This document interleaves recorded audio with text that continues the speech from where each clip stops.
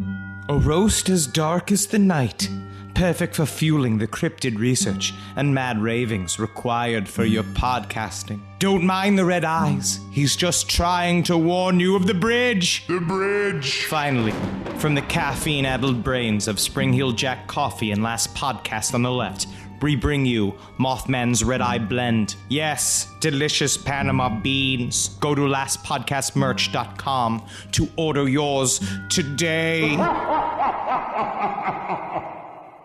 Hey, what's up, everyone? How you doing? Ben Kissel here with Henry Zabrowski. Yeah, it's me, man. Yeah, bro. Henry Zabrowski is smoking some of that sweet Last Podcast on the Left, babe.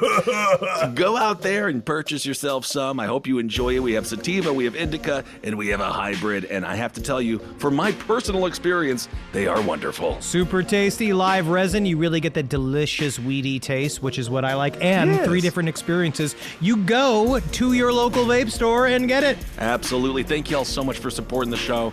We absolutely love you. Can't wait to see you on the road and get that vape, put it in your brain, and have a good time. And if you want us at your favorite weed store, give them a call and ask for them by name. Absolutely. Last Podcast on the Left, it's weed. Hail yourselves, everyone. Hail Satan. There's no place to escape to. This is the Last Podcast On the Left. That's when the cannibalism started. What was that?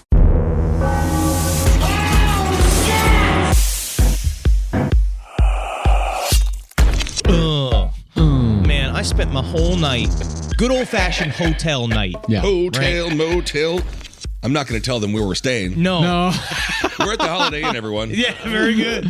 But I choked down a bunch of edibles. I smoked a huge joint behind the curtain, right? Like, so, that's my new thing. What I do is I hide behind the curtain. I blow smoke into the corner. Like a Polish vampire? Pretty much. But I was watching competing interviews. One with the CIA spook by the name of John Ramirez, who says not only was he abducted and milked by Greys, but he also was trusted with some of the deepest, darkest secrets that the CIA has. Hell yeah. Wow. Okay. That's how it is. So but he was trustworthy, you think?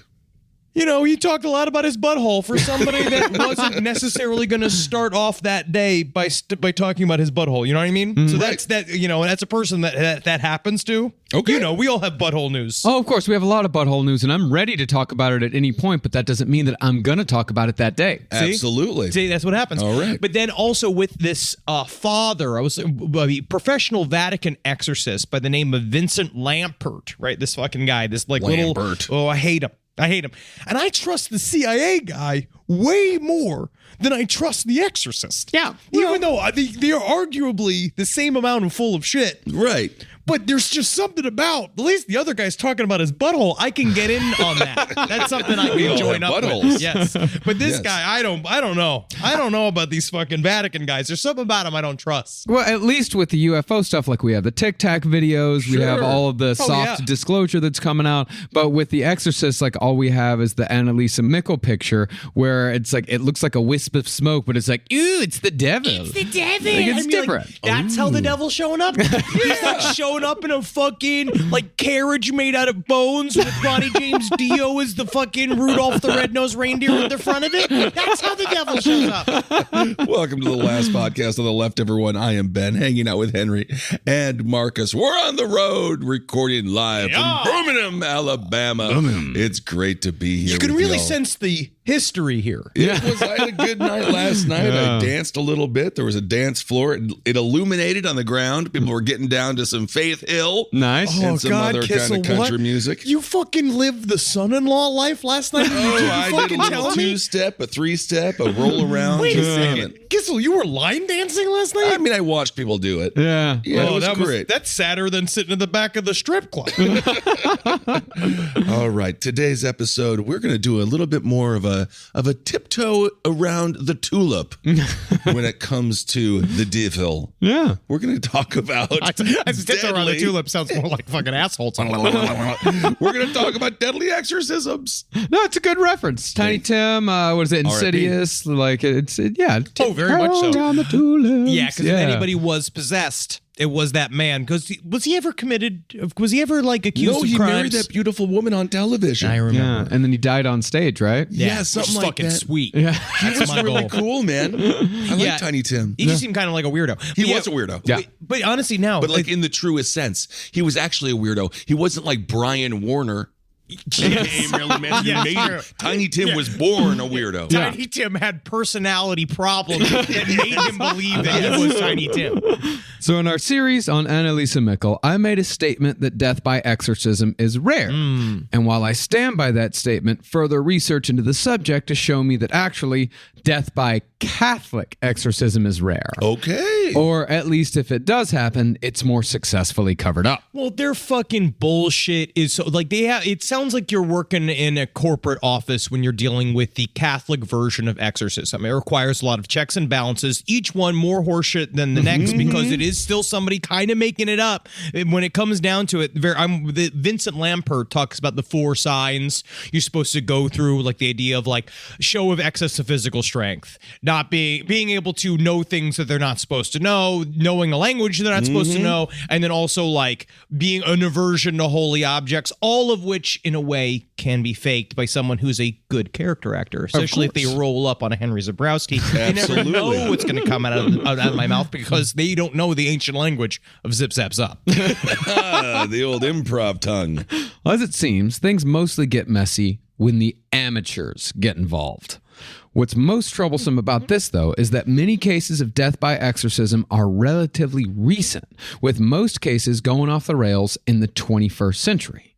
So the question here is why? Yeah, because we know the how, which is they squeeze you like a toothpaste tube that we're going to get to. Nice. Now, although it seems like it's an urban legend, exorcisms did indeed skyrocket in both Europe and America after the wide release of The Exorcist. See, as a representative of the Catholic Church said in the movie, exorcism was once indeed a rare rite, especially in the 20th century. And most people at the time, it was something that most churches didn't really talk about. It fell into disfavor, and it became known as an ancient technique. It's something that we don't do anymore, especially with the rise of various sects of Christianity, especially the Catholic Church, trying to remain relevant, right? Yeah. So like they're trying to show and be like, no, we're introducing science, we're doing all of this. But The Exorcist, I think in a way, kind of like how meth adds a certain amount of sexiness to your life, like a drama, like something like an edge. Salt. That's a little flavor. It's an Epsom salt that you put on your food and it makes you sick, right? You get, but at the same time, it's something different. I think in a way, The Exorcist almost looked dramatic and interesting. Absolutely. Of course. Well, and be careful what you consume because, of course, after the film Stripes came out, military recruitment went through the roof. And it wasn't like it's in it's Stripes. not like the movie because then the movie never ends because it's now your life. Not at all. I mean, this is something that we're definitely seeing nowadays where people see something that is fiction, they consume a lot of entertainment, and they start to believe that they are living in a movie, or at the very least, they want so badly to live in a nice, clean narrative. Look at Elon Musk. He's trying to become Tony Stark. He wants to be Iron Man. I don't even think it's trying. I think it's a deliberate attempt to, that would be echo trying. the fucking. But he's making it. You just gave the definition of trying. You know what I mean? He is A doing deliberate it. attempt is trying. You know what I mean? Well, after the success of The Exorcist in 1973, people began blaming demons for personal problems with all the intensity and fervor of a medieval era villager, all because The Exorcist still to this day feels real, even plausible. Sure. Yeah.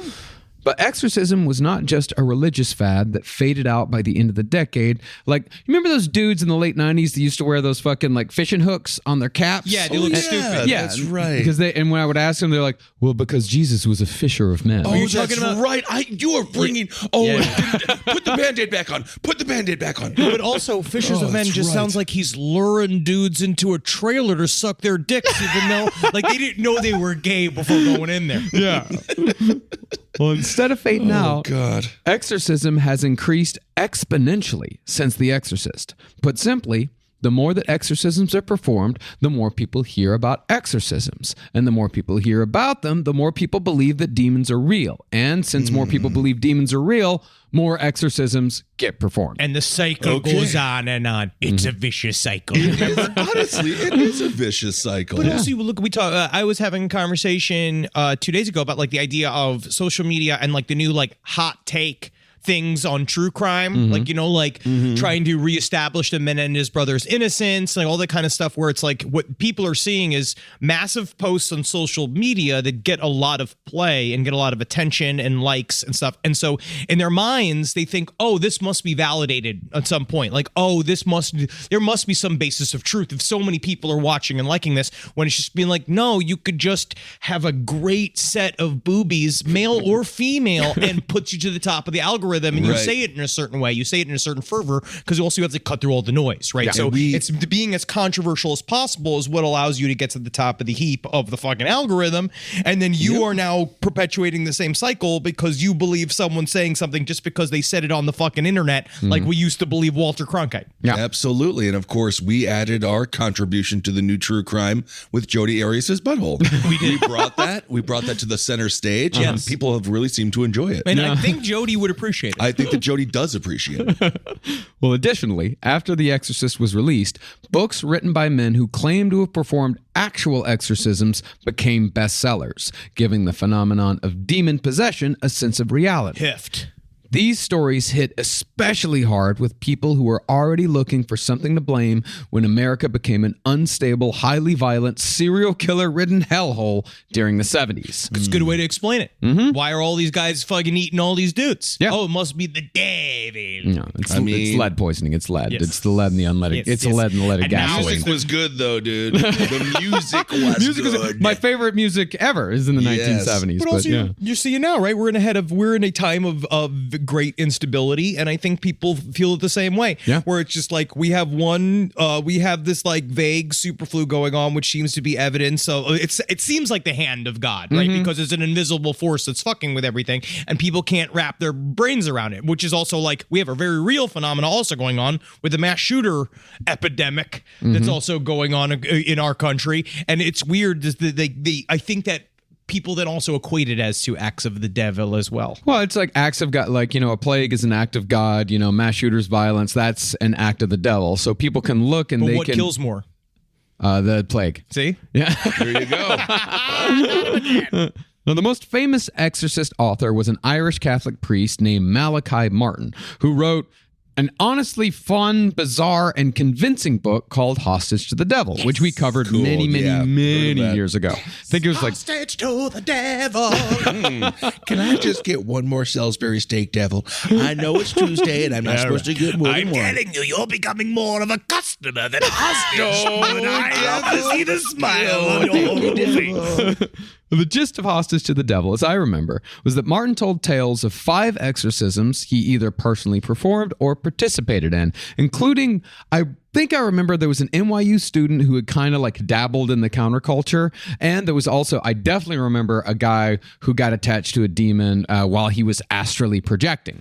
This is the Catholic version of what that father was talking about. This is a Catholic spiritual version of you dress that way, you deserve it. Yeah. Where he said like you've Without opened a up doubt. a hook to the devil. Yeah, that was like his... Hellraiser. Yeah, I mean, this was his point again and again. Like many of his ilk, he used scare tactics to keep people in line with the Catholic Church. Wanted to keep people going to twice weekly mass. In the 1960s and 1970s, Taking that money. yeah, dude, the attendance at mass dropped precipitously. So you got to use something to get people back in the fucking seats. Yeah, free chicken nuggets.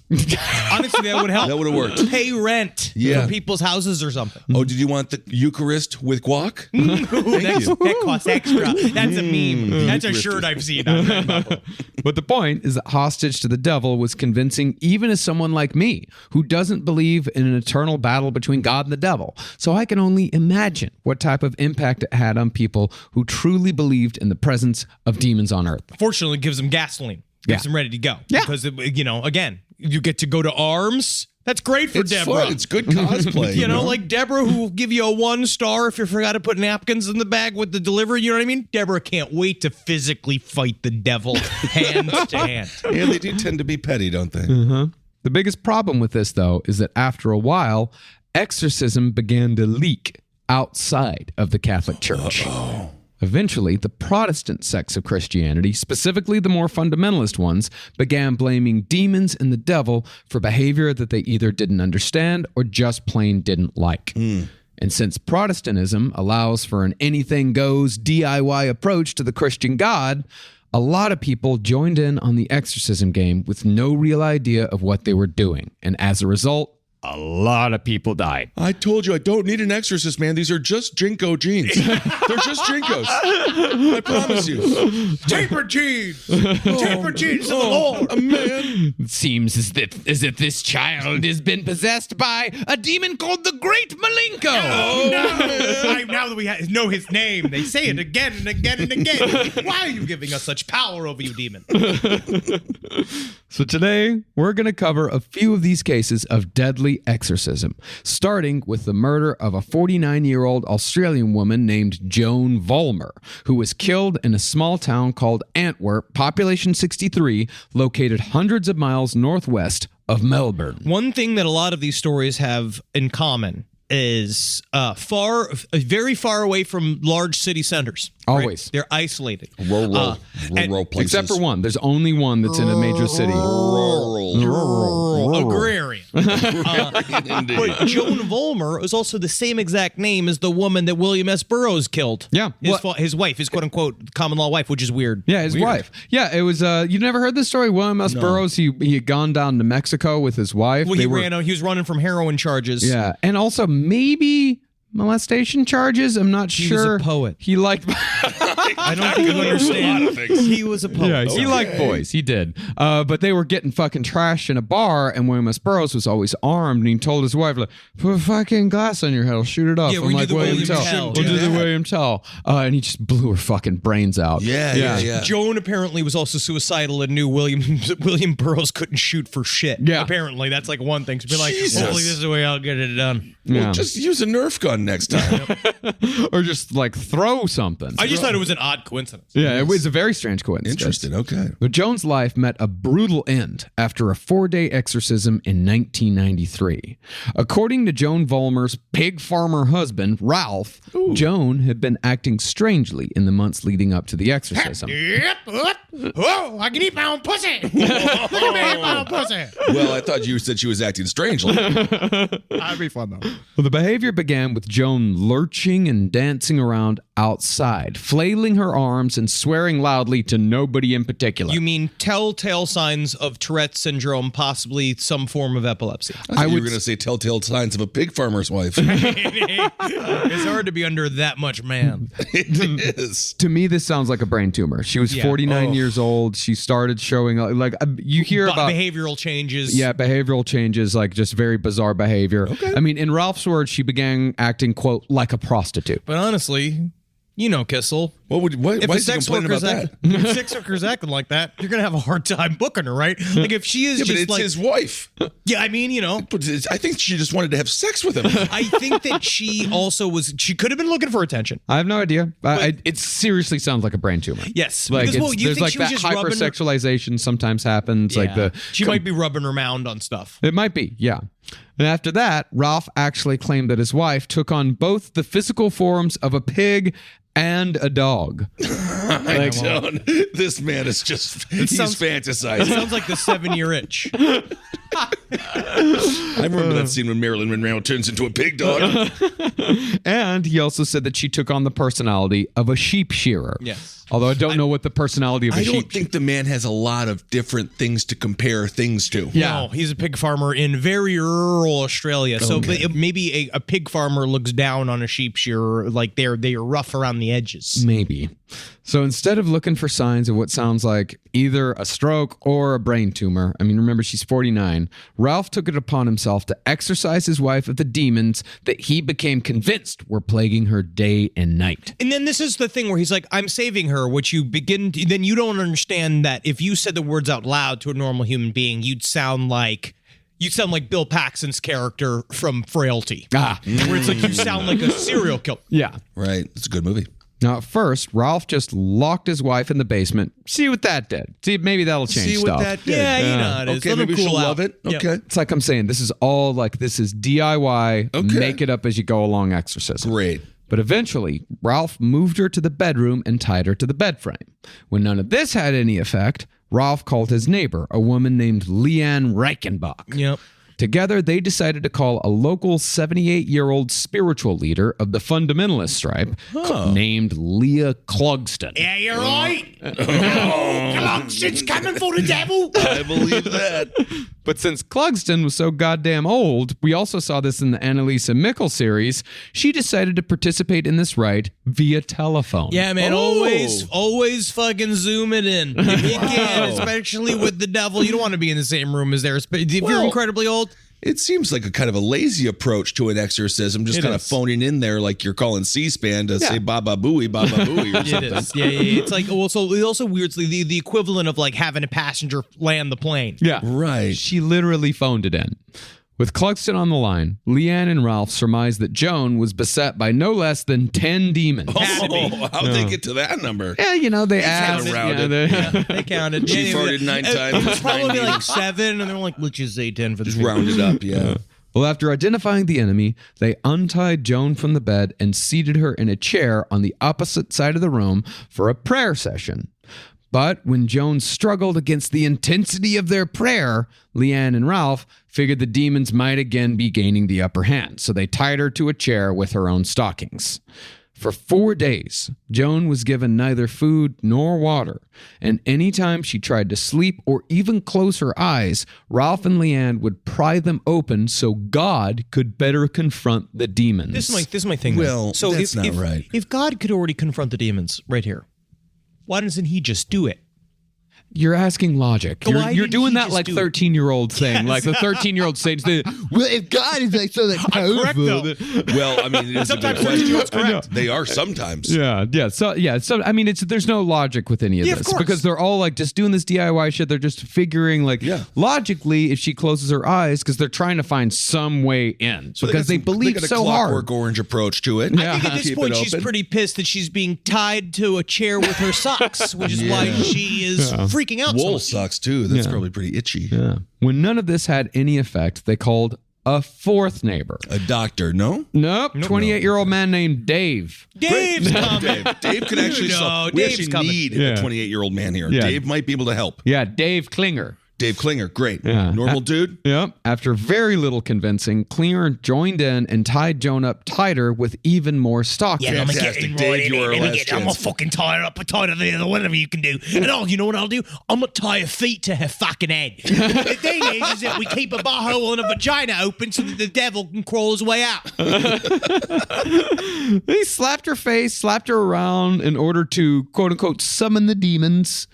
Well, that's what the Catholic priest was saying, is that you have to make the point of the beginning of the exorcism rite is to provoke the demon's behavior. Yeah. Right. So you're supposed to go like, out, foul demon, and Get like out. and then spritz water in its face, Yeah. like it's a cat. Like then Ooh. you're supposed to make the demon come out, and that's when you can get it. Yeah, but they didn't have it. There wasn't even a church in that town. So all of these people are just making it up as we don't have holy water. Let's just fucking slap her. But on the other hand, I don't know what they were supposed to. I don't know what they expected if the demons actually showed up because they're just making it up as they go along. Right.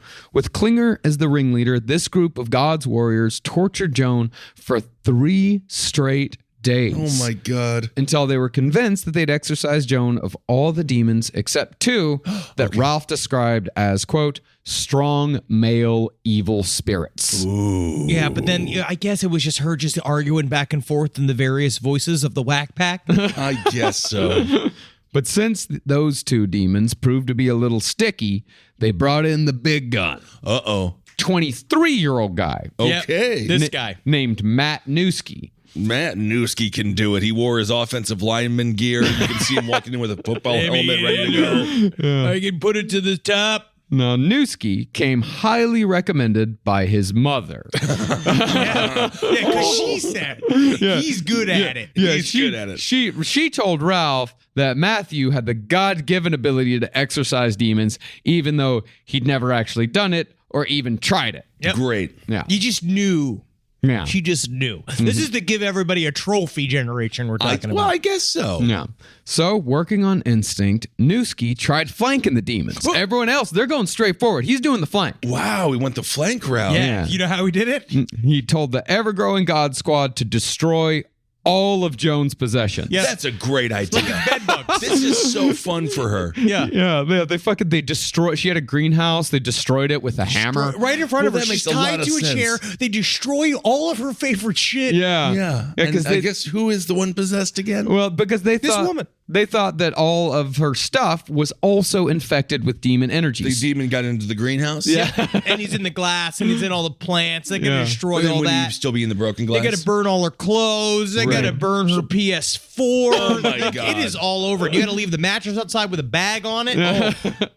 Newski then wrapped the whole house, with 7 layers of cling wrap. They just brought in a dumber dude. It's like each person in the story just got dumber and dumber and dumber, and then this guy's like, "We gotta fucking saran seal this whole Okay, thing." let's make it like a sandwich. Yeah, he believes that this would prevent demons from entering the house. Further demons from entering the That's house. a really smart thing. Yeah. Because they couldn't get through the cling wrap. Yeah, Yeah. they certainly don't have a pair of scissors. Yeah.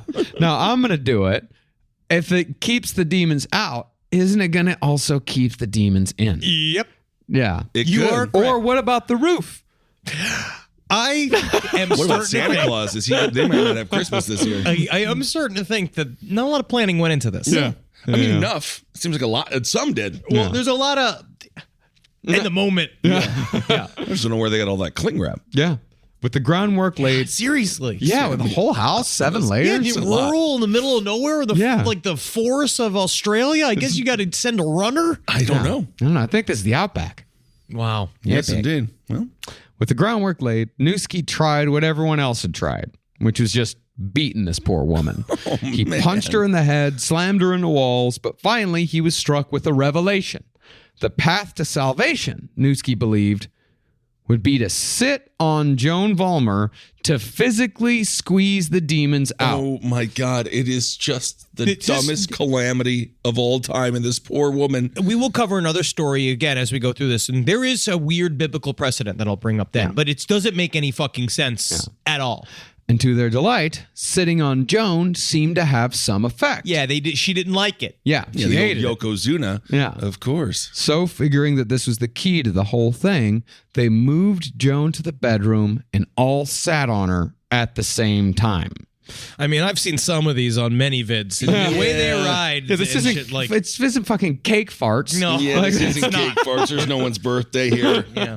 Well, starting at her stomach, they each used their butts to move their weight up her body in an attempt to force the demons out of Joan's mouth. It's Kissel single- has paid for this.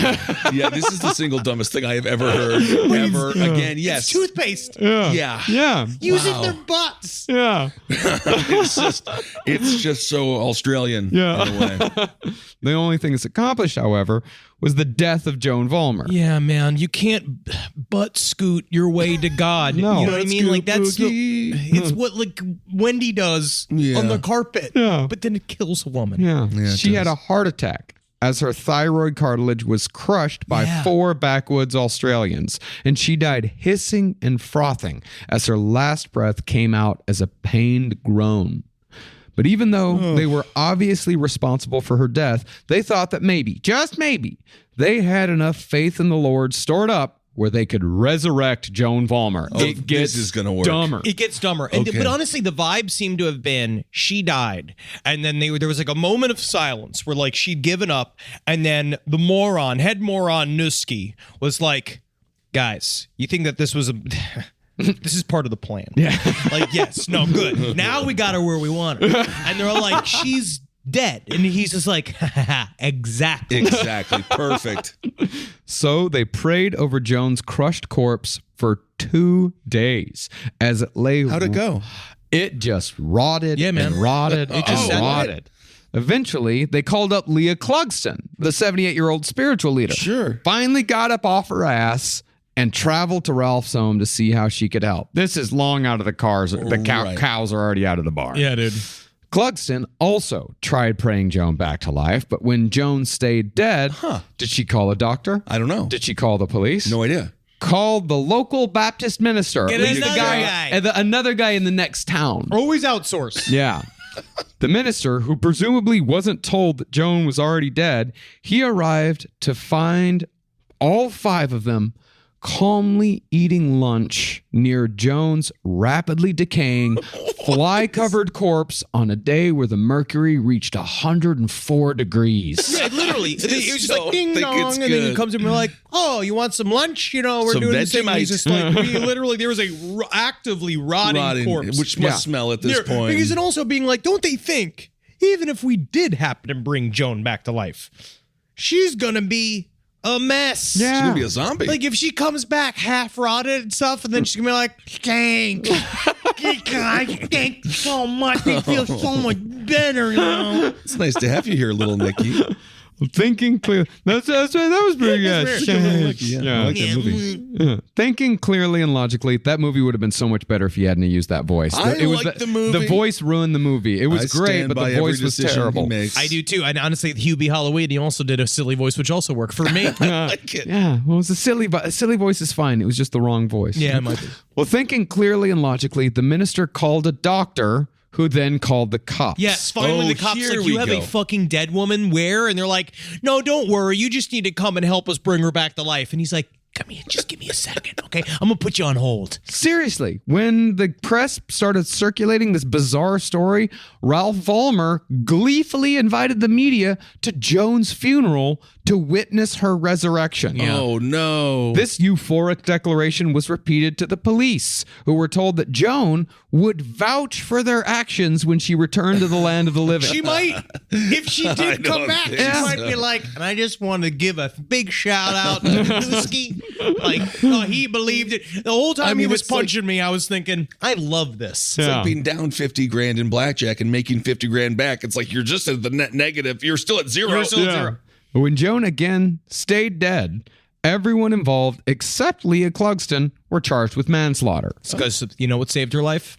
Telecommunication. Honestly, she was smart. Her laziness saved her. Yeah. But in an infuriatingly light sentence, the judge reasoned that since all these people truly believed that they were doing the right thing, he only gave the outside participants 4 months. Yeah. While Ralph Vollmer got no jail time at all. This He is- lost his wife. He did. But I would also say this is He where killed his wife. He killed his own wife. Killed. That's like saying the Menendez brothers lost their parents. Oh, where are they? Where did they go? You know, where did It they is go? interesting though, because I think we've talked, this has been coming up a lot. We've been talking about Inside Stories a little bit. We've even talked about a little bit on last podcast, even more so about the idea of sympathy for the moronic, right? Yeah. The people that are genuinely very stupid. The problem with this man is that there is that vibe where like he was so like boggly-eyed dumb about this whole thing, and he truly did believe that all of this would work out, even though they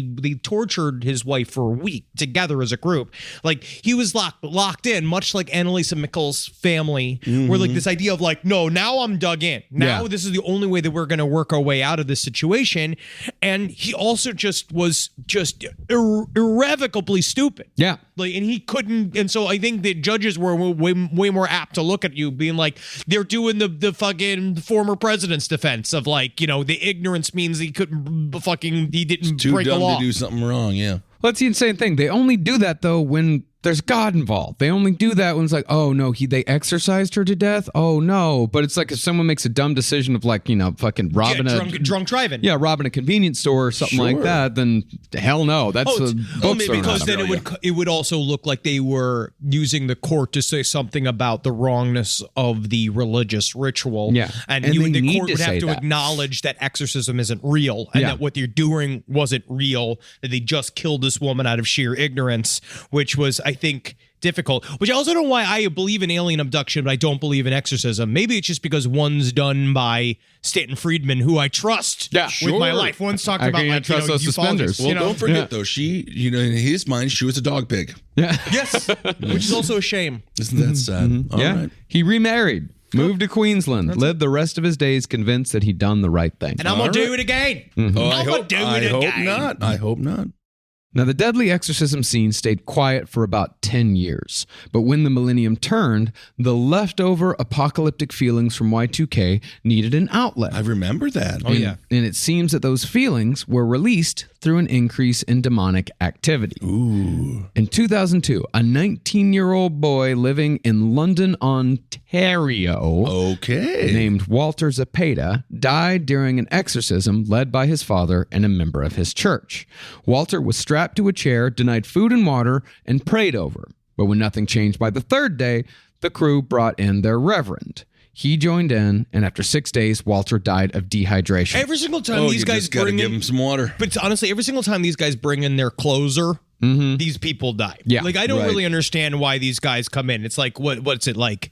It's like what's in the pitching, like a baseball pitcher. Yes, yeah, like but you're supposed to win. You're supposed to win. But then they just seem to lose all the time. Well, I mean, if you look at the numbers, there is actually, I mean, they say thousands of exorcisms are done every single year now. Yes, no. According to that stupid father I was watching the whole time, he was just like, and how many times does God win? 99%. These demons just give in. And it's this like weird thing of like, are the demons that strong then when they just like literally like he was like talking about how like he made a demon say the Hail Mary like prayer where it's like he asked it to say the Hail Mary prayer and then it went, Hail Mary, full of grace. Like he did like the thing. He's like, got you, demon. And got you, demon. I just think that person understood like, I'm not gonna this ain't gonna end until I say yes and. Yeah. Right. Well, it seems like they treat demons as like particularly like dangerous vermin. Yeah. Like if you don't if you Like let, a nutria. Yeah, if you let nutrias aren't dangerous, they're just big and creepy. I was told they're dangerous by David Tell's Insomniac. Well, like if you have a Maybe they bunch of are. snakes living in your bathroom. Yeah. You know how it goes. Yeah. I mean, I'm sure if you had like 8,000 nutrias like fucking They'll eat your running balls off. through They'll cut your Lafayette, toes. Louisiana, then yeah, you're gonna have a problem. Yeah, Absolutely. a million rats will consume the human body in a very short period of time. Just 10 rats. I mean, they're scary. But, you know, the parents in the case of Walter Zepeda, neither them nor the church showed any signs of remorse when Walter died because they believed that Walter's death returned him to Jesus. This is the problem. That's a problem, Yeah. The problem is it's just this still idea of like we're kicking the can to the heaven side of things and don't understand like, no, you just killed a boy. Like you just killed a Just little got to boy. give him some water. Yeah, like heaven's not real. Yeah. Like he's not going Well, anywhere. Burpo said it is real. Oh, wow. Burpo also recanted and said the whole thing was bullshit. Well, Burpo lied once or twice. I don't know. But this didn't stop the court from sentencing both men to a better, but still paltry, 4 years in prison. Okay. Tragically, though, exorcism is not just something performed on adults. In 2003, in Milwaukee, actually, Really? an 8-year-old autistic boy named Terrence Cottrell died during church when members of his congregation attempted to all heal him at the same time. I was reading an interesting article on this story. So what happened was that he was an autistic. He was very young.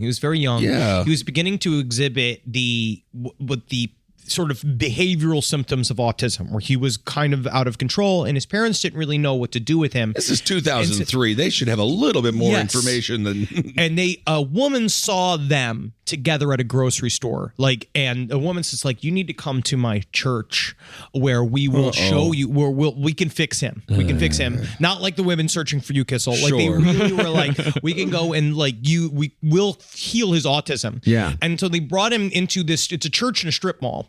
This place. It's a church at a strip mall. It was a church in a strip mall called Oh, the Faith my Temple goodness. Church of the Apostolic Faith. So you can go to Gadzooks, get your praise in, go to Pretty much. Gadzooks a little bit. Just And go to Sears. they had this idea, they use this concept of when an evil spirit comes out of a man. This is a biblical quote. When an evil spirit comes out of a man, it goes through arid places seeking rest and does not find it. And so their idea is that you physically make it impossible for the demon to exist inside this body, so it has to come out. And then This it is dies great. in the air. Well, this is the whole concept of laying hands. Sure, Like yes. this is a big this is a big deal in I the know all Foursquare about church that back home. Fun stuff. Yeah. Yeah, I can see a glimmer of memory in your eye. Well, I remember the first time I ever got pushed over, because that's you just kind of push you Yeah, they over. push you over. And then I was like maybe 11 years old, and I opened my eyes, and then I just looked right up a woman's skirt. Yeah. And you're like, "Bazaar." And it was I was like, this is immediately, it weird. just that was the first memory pushed Yeah. deep inside. Yeah. Well, answering a call from the pastor, the congregants in this church formed a circle around the boy and lightly placed their hands upon them. Or so they claimed. They said they lightly placed their hands upon him. And concerning the pressure, though, the forensics told a different story. Oh, my. By the end of the prayer session, a churchgoer noticed that the boy wasn't breathing. Oh, my God. By the time the EMT showed up, the boy was dead of mechanical asphyxiation from massive chest compression. Everyone knows as an 8-year-old, if you're going to die like that, it needs to be at a Michael Jackson concert. You at least have to, it at least has to be like to the soundtrack of like Beat It, Thriller, like something fun. What a horrible tragedy for this young man. Yeah. The Reverend had laid his whole body on top of him towards the end, so he was Human fully blanket. pancaking him. But it's weird because also I saw that there is that idea, I guess, that in certain types of things with people, autistic people may be having freakouts. There's like that one idea that you pin them to the ground, which is like also sounds like a terrible idea to just randomly do, or like roll them up in the blanket or something like, or in the mat. I don't know if we should always be handling these people like they're disruptive members of a flight. You know what I mean? Like but he completely crushed his body, and it's idea of pushing the demons out, which makes no just like sense. the Australian story. Yeah, makes no sense at all, and it's not the last one we'll discuss. No. But to be fair, it isn't just Christians who kill during exorcisms. It also happens with fair regularity in the Islamic faith. Although they don't call the villains in their stories demons. I'm sure many of our listeners know they call them jinns. Yes, I've heard that. Actually, where we get the word genie. Yes. Oh, no kidding. But now we know, like, and it's that I think jinns are a lot of time portrayed as evil genies. But the thing is that genies as a whole are actually a mischievous mystical race as well, right? Because their idea is like, you're speaking as if they're real. No, you never know. How do you think I got here? The idea, like, I remember that when Marcus and we found that hidden that chalice that we rubbed. And you freaked me. Yeah. Yes. You're turning blue, Henry. Oh my God. I'm joking. So in 2014, a 17-year-old in Palestine named Isra Zoroub died after a so-called therapist at an Islamic medical clinic thought that the shortcut to solving Isra's mental problems would be what else but an exorcism. Get this, man. No. An exorcism. An exorcism. Now, it's not like the parents brought Isra to the clinic looking for medical help and the staff just took it upon themselves to take things in a demonic direction.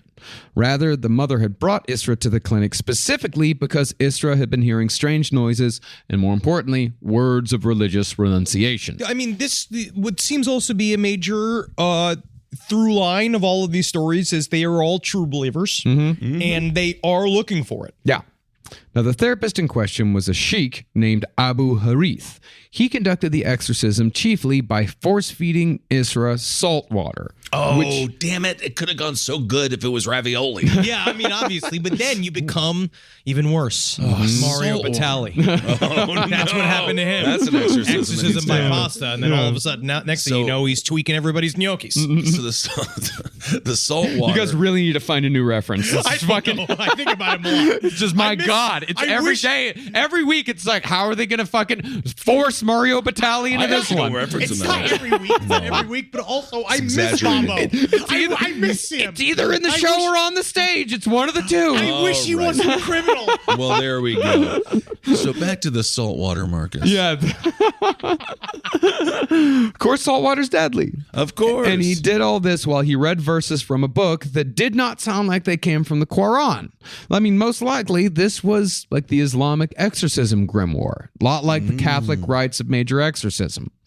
After forcing Isra to drink a liter of salt water, the sheikh said that the spirit would be flushed out by the salt mixture. Nope. Nothing, of course, was flushed out except Isra's pulse. Oh, and she soon died of asphyxiation. For our next story... These are great stories. These are not. This is a listicle that I love. Honestly, it's not like these are sad stories more often than not. But it's like as you go through, like it's more about you.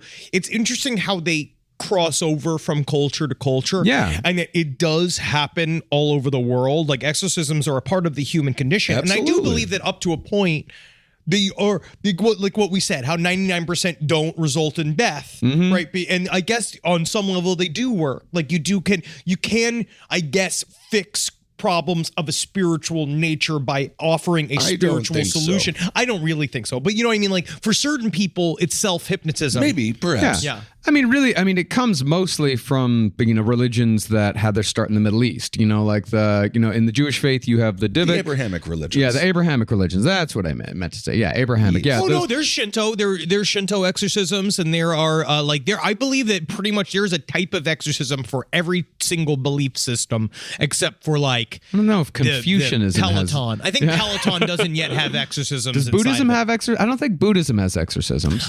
We'll get some emails. Side stories LPOT. Yeah, let us know, please. I'd love to know.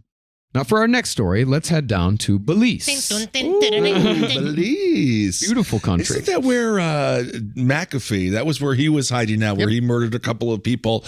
Fantastic documentary on him, by the way. Forgiving country. It was to him. R.I.P. John McAfee. Well, there, rest in peace. He's dead, but he's definitely... he did have he's a horrible person. He did have an unquiet mind, as He they did. say. Yeah. Yes, he did. He's in charge of all of our security. Not anymore. No, he sold that company. Yeah. Thank God.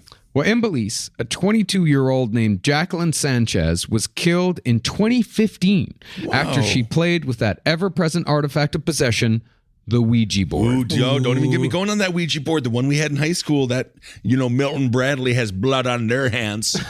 I want to do seance in my house. Man, it's pretty trippy. My goal is I want to do seance real bad. I want to do a big official You better one. be fucking careful, bro. But we will get to it. I will do it. We have to properly. sign a contract before you do that. Yes. Yeah, we're going to have to see. Yeah, get as an far as insurance insurance policy. goes. What, you don't want to share a third of the company with Pazuzu?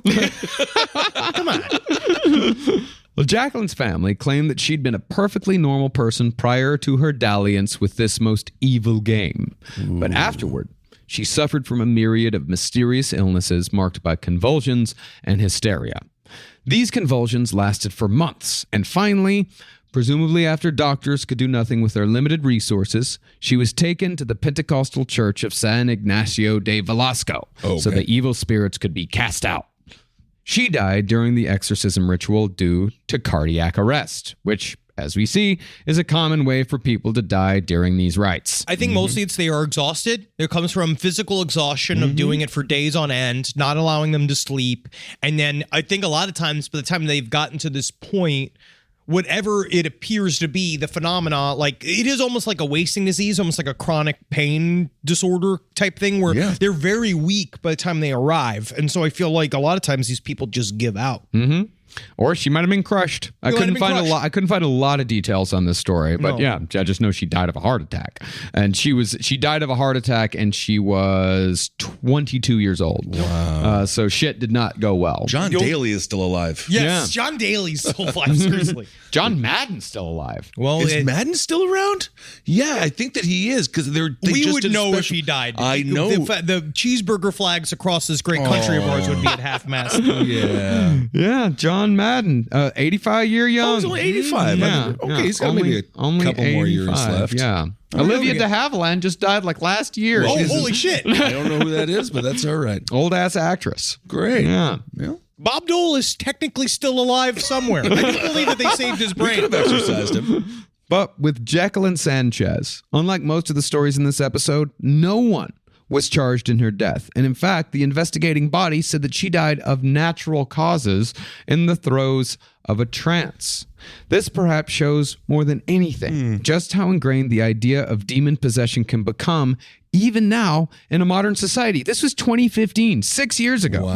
Honestly, OJ just made a mistake using a knife. He should have just sat on everybody, and then he could have gotten away with it without having to lie in court. See, folks, see, Twitter world, I was possessed. I'm just saying. Yeah, I'm just saying. But it would be interesting to see if legislators, almost in a way, especially in certain countries like that, where they, they are very religious, they have a big religious base.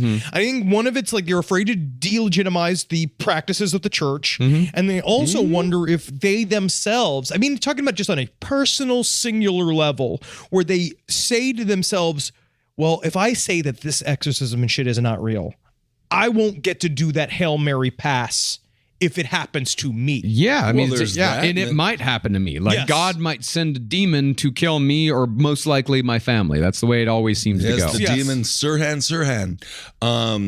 He killed. Remember that? Yeah, he's out Kennedy. Yeah. Or was it the woman in the polka dot dress? Was it? Honestly, Sirhan, looking for your contact information. Email sidestorieslpotl@gmail.com. We're But the willing thing to hear is- your side of the story. They also need that church money. And this is good for the church. Yep. I bet you it adds a lot of revenue. Yeah. And speaking of societies with an ingrained fear of the devil, Texas is, as usual, the home of the darkest and most nefarious of today's stories. Okay. Again, in 2015, a small cult following the orders of a charismatic female leader starved a 2-year-old boy to death. Oh, I remember this story. Yes. The pastor in question, Araceli Meza of La Iglesia Internacional de Jesus en LA. Very good. That's the best. I can do it better than that. La Iglesia La Iglesia mama. Internacional Jesus en LA. Very nice. Hooray. Boy, that's Wow. terrible. My wife is going to beat me later. That's great. He's doing that on purpose. He wants to get the beat. I know what he's into. Well, this woman claimed that she had the ability to both speak with God and perform healing rituals on her commune near Mesquite, Texas, just outside of Dallas. Using tried and true methods of manipulation and control, Pastor Meza separated children from their parents as early as the first year of their lives. Oh, my God. Which is exactly what had happened with the victim in this story, Benjamin Aparicio. Again, remember, as soon as they're separating kids from parents, and any family separation means that you're in a cult. it's very bad. There's not, no matter what they say. Yeah. And when anyone questioned anything Pastor Meza did or said, she would immediately accuse them of either speaking with the devil's voice or, if they were particularly argumentative, being the devil himself. How convenient.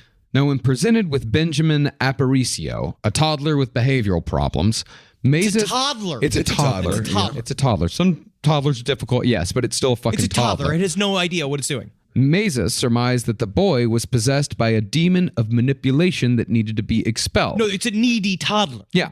And since Benjamin's parents believed Pastor Meza to be a prophet, they gave the go-ahead. Uh-oh. But it was not the exorcism that killed this poor boy. Rather, it was the preparation for the exorcism.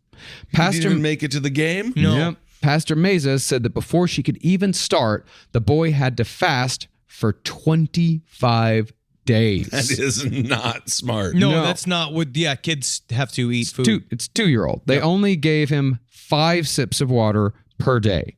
Being a toddler, the boy, of course, died long before the 25th day came. Oh, my God. As it happens when cult leader predictions don't work out, though, Pastor Meza pivoted and said that the boy needed to be resurrected with what she called a rising ceremony. This happens Yes. a lot, especially in Texas. We were covering this a little bit, I believe, on Side Stories about the group people that had a dead kid in the middle There's of like a their- lot of these stories. I almost think we might have talked about this on a roundtable or something. Very Maybe. true. We might I have. remember might this. have. This was really weird. But the idea of keeping a kid dead in a church openly on a table where they would just have sessions of people coming and praying and being like, this is going to This be is the gonna one. do it. This is the one. And it's like, No, sir, you just tied a bunch of wires to his body and you made him a puppet. That doesn't count, sir. No, doesn't count. no, witness my puppetry of the macabre. Witness. Oh, my God. This is horrible. When again that didn't work, Meza and the child's parents, undocumented immigrants both, took the body to Mexico for burial. When the truth came out, though, Pastor Meza was found guilty of felony injury to a child and was sentenced to 99 years in prison. Holy man. shit, that's America. Yeah. Whoa. Well, that's Texas. That's Because the Texas. people in Milwaukee didn't get shit. No. Whoa. Yeah. Yeah, she got Okay, the 99 years. Runner. Yeah. Yeah. Oh, yeah. But it's also said that I didn't find exactly what she did, but she actually did a plea deal to get 99 years because I think they were going to try to go for murder one and fry this fucking woman. Oh, Yeah. my goodness. Because the prosecutor said we made a deal with the demon to get a bigger demon. So this woman had some knowledge of some shit. Oh, yeah. She tried to sell Wow. the idea of like maybe she was a part of a network of these fun little churches. Yeah. Isn't that nice? Isn't Yeah. that nice? Yeah, but someone else went down. But the case of Pastor Meza was not the only cult-led exorcism that ended in death. And in fact, the most recent and bloodiest happened just last year in Panama. This one's fucked. Y'all might have covered this on Side Stories. I'm not sure. Very lightly. Yeah. Found out some more details about this shit Yeah. today. It's woo. Well, there, authorities found a body pit containing 7 corpses, all belonging to members of an indigenous community called Ngabe Bugle. I have no idea how the fuck. I mean, I don't know their local indigenous Panamanian language, so fucking excuse me. But this fucking place was located deep in the rainforest. The authorities discovered these bodies when 3 villagers escaped whatever madness had gripped their community, and they reported that this indigenous-run but still Christian sect was holding several families against their will. Well, the sect, called the New Light of God, they were apparently performing rituals in which people were held against their will in a ramshackle hut in the middle of the village.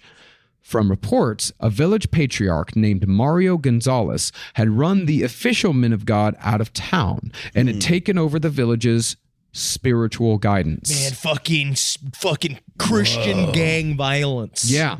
He claimed to have received messages from God giving him instructions to exorcise the entire village. And these rites, according to the defectors, were designed to kill the villagers if they did not repent their sins. Yeah, man. You repent or die for serious. They were out there they were like, fuck this shit. Yeah. It's like we're killing everybody. Yeah, and it's a gang that is enforcing this shit. It's like a gang of like 10 dudes headed by this guy Mario and his son that were basically, they'd all had a psychotic break. Yeah. And what was truly terrifying about all this was the isolation of the village. Located deep inside the rainforest, the nearest town is an hour's hike down a steep, muddy track, followed by a 2-hour canoe trip. And that's just the nearest town. The nearest place where you could get help required a further 2.5-hour drive. Damn. Yeah, man. This is a horror movie. Yeah. It really is. Yeah, it really is. Absolutely. But when authorities finally showed up,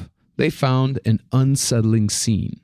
A black and red accordion was found on the floor.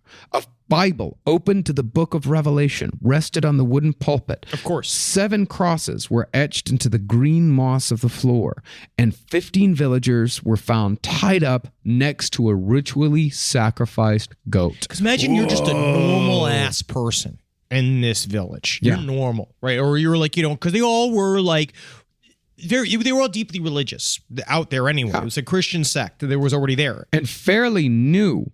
They were fairly new to religion. In these sorts of like deep rainforests, like the actual missionaries have only recently in the last few decades gotten out there and converted these people. Like, these are people like, they probably have people who remember, still alive. Remember times before the Christians came. Oh, I bet. Absolutely. And then now you're watching this thing. The first supposed to come is this, which is like, I mean, it's so symbolic. It's nuts. But it's like the idea of like, this thing's supposed to be comfort and salvation and all this bullshit. And you watch it immediately flip into the darkest shit you've ever seen in your, because they live most of the time and they must live like kind of like lovely lives in tune with the, like, it's also hard. It's hard out there. It's hard to scrabble. I mean, before modern Christianity, yeah. I mean, now I think they say this area of Belize is like it's 95% live below the poverty line, like because they're trying to force them into modern society, right. Where they had a perfectly fine society on their own before the Christian missionaries came, but now they're being forced into this new society, which does not, of course, match up with the way they've been living life for millennia. Hey guys, just so you know, there's this thing called money. There's also a thing called taxes. Now you're gonna have to do both of those, all right? Just so you know, so you're all gonna have to get jobs. And now you all just been hanging out and having a good time, but now you're all gonna have to get jobs. Just so you know, oh, you don't have jobs? Did you know you're super poor? And so what that means is that you're not gonna be able to get any resources either. So sorry about that. And you're possessed by the devil. Congrats. Yeah. These people have been beaten with the flats of machetes and beaten with Bibles. And some had their tongues burned with hot embers in an attempt to rid them of the devil. And what's terrifying to me is to think about the scene in which these people are having their tongues burned and there's some dude in the fucking corner badly playing an accordion. Yeah. Oh my God. Yeah. Not Weird Al? Yeah, all while fucking Mario screams about the fucking book of Revelation. But also, I mean, honestly, it's guitar music. Yeah. Or fiddle. Fiddle. Yeah, fiddle. How do you repent if your tongue is burnt? Like, how do you say the words? You repent later. I'm sorry. You repent later. Yeah. Well, according to a survivor, the cult had rounded up the entire community like chickens, tied them up with wire, threatened them with machetes. And this is all in pursuit of exorcising the demons from the whole community. In all, 10 people were arrested in connection with the rituals. But the worst discovery was, of course, the mass grave. Right. That usually is the worst discovery. A lot of times. Yeah. It's not normally the buffet. No. When the body pit was exhumed, it was discovered that the victims were a pregnant mother, her 5 children, aged 1 to 11, and their 17-year-old neighbor. It seemed to have been the idea that those were the examples made. Yeah. As of yet, no one knows what the rituals were. They only know that these people were killed because the leader of this violent, short-lived cult believed that demons refused to leave their bodies. Oh my goodness. Sometimes what's wrong with just having the demon in there? Yeah. I don't know. The demon makes you really good at basketball. I mean, honestly, we should ask LeBron James. Maybe. If anyone's got a basketball demon, it's Michael Jordan. He might. And he took it personally. Yeah. Awesome. Well, not so awesome, but very interesting. We got one more. Very interesting stuff. Finally, we have the case that Henry discussed briefly during our Anneliese Michel series, that of 23-year-old Romanian nun Maricicia. You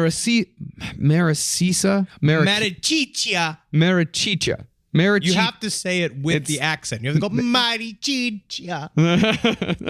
That of 23-year-old Romanian nun Maricicia Cornici. Very good, Marcus. Good work, buddy. Cornici had actually been diagnosed as schizophrenic, and when her treatment failed, she relapsed into a paranoid state. Now, this was 2005. This was not the 1970s. Right. Yeah, this is brand new, dude. But still, Cornici's fellow nuns and the local priest, Father Daniel Coraginu, decided that instead of psychiatric care, she needed an exorcism. This woman needs an exorcism. Over the course of 3 days, Cornici was bound to a cross with rags anointed with holy water. She was then gagged with a towel and left in a dark room in the convent without food or water. Eventually, this woman died of both suffocation and dehydration. They're actually not sure what killed her. It's a fucked up story, but it's also interesting because this part of the world has only recently embraced religion because they were part of they were under communist rule for a period of time, which is Ceausescu. Yes, and it was a communist dictator, and he was anti-religion, right? Like the idea was like you can't have religion. They can't have any religion, which is, honestly, whatever. But in the release, like when he was gone, a lot of these small villages found religion, and not only just found religion, it wasn't like found like my mom's like version of like Unitarian crystal Christian bullshit. You look at South Korean Christians, they're very intense because of course in North Korea religion's banned, and it's a deadly sin. Yes, you and then can get murdered if you have a Bible. They went straight to the ancient Christianity. They found, I guess that's where you start, huh? The old school. And the priest that they had was like a young, like hot shot dude. Like, have you seen pictures of him? No. He's got this super long ginger beard. Like he's redheaded. How did you feel when you saw him? I thought it was a great beard. But he was like a young guy. Yeah. Like, and so he's this guy who came in who's just like, I'm going to hold the torch of the ancient Christian church and show people what we're going to do here. We're going to do it legit. We're doing it old school. And then he became sort of like a weird celebrity because when all of this went down, they had to figure out how to prosecute this church group. Yeah. And it was very difficult because they were trying to, it was all about like, we don't want to, again, ostracize the new religious fervor in our country. I mean, well, had it not been for the girl's parents calling for the imprisonment of the 4 nuns and this priest, I mean, the crime might have been swept under the rug by the church. Absolutely, because they were trying to save face in a way. But it was weird because this girl was not, the girl that Maurizia was not necessarily very religious. She was just kind of strange and otherworldly, and her friend from high school was the one in the church who was just like, she reached out to her, I think literally through Facebook, and said like, where do I go? I'm feeling these feelings of like ennui. Like that's how it was. It was a general dissatisfaction with life. Might have been a half lesbian. You know what I mean? Like that type of thing where she didn't know, she was having all these thoughts she didn't understand, and she's like, you should come to this church on top of this hill, out in the middle of the Romanian forest. And this is another It could be fun, but it doesn't sound like it ended very well. But as it was, the evidence was clear. Cornici was disfigured from days of struggling on the cross. And she even showed evidence of physical violence on her stomach, quite possibly from more crushing. Yeah, it's the crushing. That's the thing. With the crushing, people. The priest was at the very least sentenced to 14 years in prison, but he should have gotten more. The nuns, however, got off with next to nothing considering how they helped murder a woman in the name of God. Right. One got 6 years, while the other 3 only served 5. Yeah, because they were also they were viewed as accessories, and again, it's a sort of like religious crime, and they couldn't figure out how to prosecute it. And it was also this massive media sensation because the whole world took it up, and then they kind of showed up. They looked like characters from an old school picture book. Everybody's like at this trial. Everybody's in modern. It's modern, right? It's modern times. It's like it was 2015, 2005. Oh yeah, 2005. This is 2005. So everybody's like dressed normal and shit, and then here comes like essentially these Franciscan monks. It looked like the Manson girls, like that style, where he came in as this otherworldly spiritual figure. And so there is sort of that where the optics itself make people kind of doubt what's going on because they're like, well, look at he looks like a guy from a movie. Yeah, like, he looks like one of those wasn't old to kill her. Just I don't don't know if the I guess intent matters. I suppose. I guess they're trying to save people, but they it doesn't also work. believe that if you fucking die, we got you anyway. We got you anyway. So who cares? But the thing is that you need to, like, I know the intent, like, it's all about intent, but it's also about fucking making an example. Yes. It's also about showing people, like, if you kill someone during an exorcism, you will go to prison. Yeah, so you better call do it a right. doctor. Call a doctor. Or- You need to have a doctor in the room. You can do your little exorcism. Sure. But you should have a doctor in the room as well. Like, you should be able to say, like, okay, yes, the demon needs fluids. Yeah. Like, we need to drop a line in. Yeah. We can maybe save the quote unquote save this person if we need to. Yeah. So, while prosecution for deaths caused by exorcism is certainly uneven across the world, there's never been, as far as I know, a modern case in which the defense successfully argued that the devil is the real culprit when a so-called possessed person dies during an exorcism. We couldn't even get Bill Cosby to stay in jail. You know what I mean? Like, we're not gonna. The devil needs to show up in court, and guess what? He's already there. Whoa, he's the judge.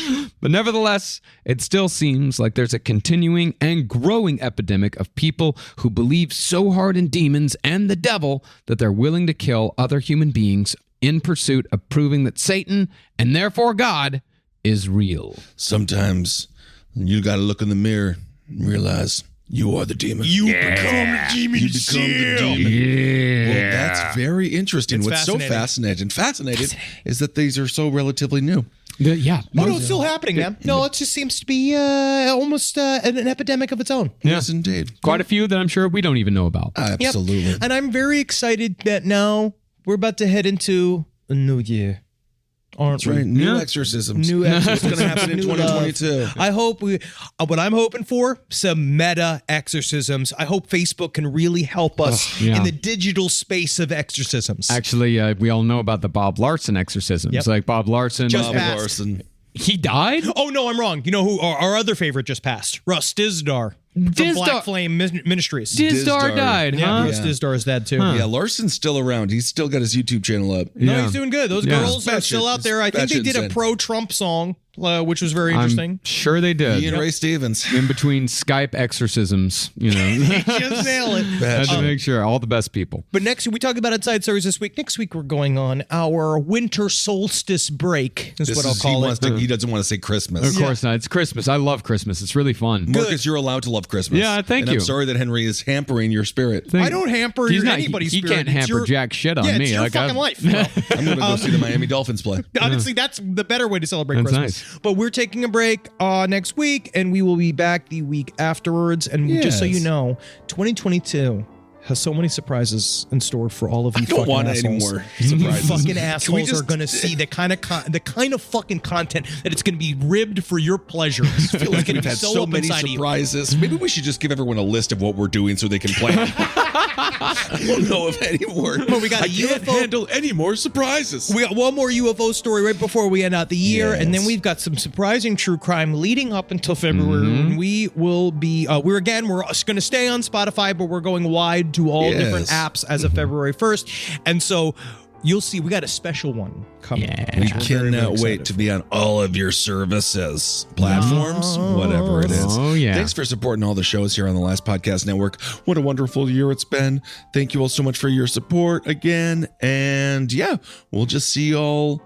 I guess the road is over. Yeah, the roads. Yeah, by the Not time really. We're right back on the road. We're Yeah. back Well, I 2 mean, weeks for in the year. January. We're going to For the be. year. Yeah, we're gonna be there, but we got Soul Plumber out right now. Yes. Issues 1, 2, and 3 are on the shelves. Yes, call them, harass them Mm-hmm. gently. Yes, So don't have exercise soul them. plumbers on your get that soul plumber on your And shelves. keep on supporting all the shows here on the Last Podcast And all- Network. And still, and the Z2 comic book, comic book on the left is coming out in the next quarter as well. Yeah, which make sure to pre-order that one as well. All right, everyone. Thanks for listening. Hail yourselves. Hail Satan. Elgin. Magustalations, everybody. Hail me. Also, just go to the doctor. We say it all the time. Go to the doctor. Go to the doctor.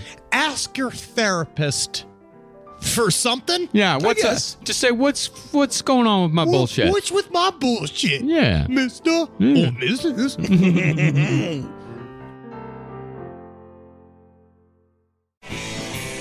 This show is made possible by listeners like you. Thanks to our ad sponsors, you can support our shows by supporting them. For more shows like the one you just listened to, go to lastpodcastnetwork.com.